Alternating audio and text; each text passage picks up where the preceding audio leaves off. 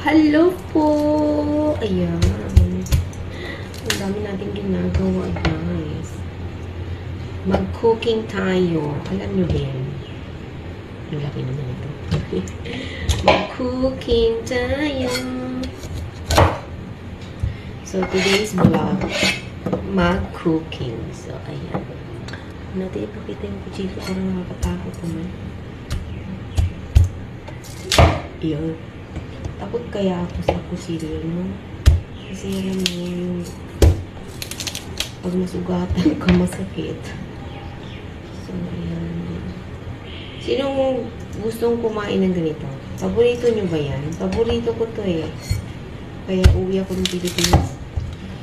Maglaga talaga ako niya. Maghahanap ako sa palengke. Ew. Kasi masarap yan. Sa palengke para meron akong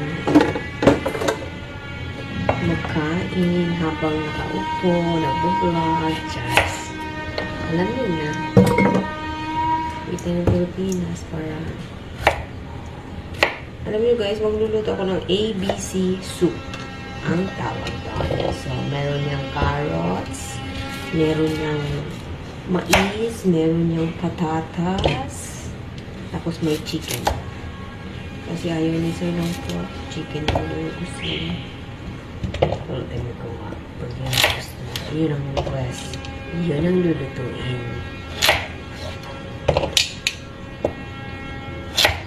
I know you're right from the morning. Kulang yung tako. O pati ng kamay ko. Ukani-ukani choday. Kayo, ganyan ba kayo? O, kane choday! Ganun din ba kayo? Kasi ako ganun eh.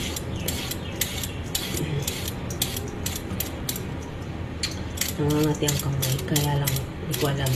Pera kaya yun or kaya germs naman.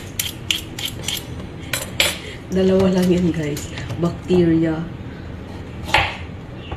or kwarta. Tapos magluluto ako guys ng brown rice. Kasi yung boss ko hindi siya kumakain ng puting rice. Kailangan ko brown. Kaya kailangan bumili ako ng brown rice. Dito kasi siya natulog kagabi.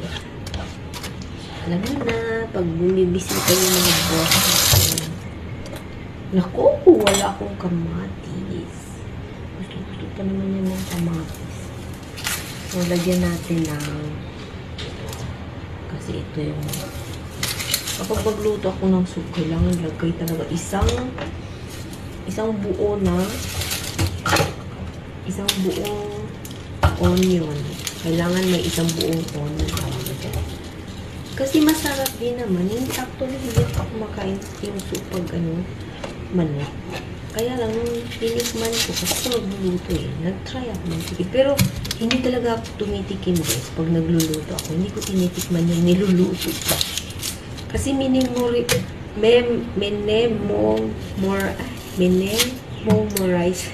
ano ba? Memoryado ko lang yung lasa. Yung kung ilan ang ganito, ganito ang lasa. So, alam ko yun. Pag Chinese New Year, ang daming tao dito. Alam nyo, sarap na sarap sila sa niluluto ko.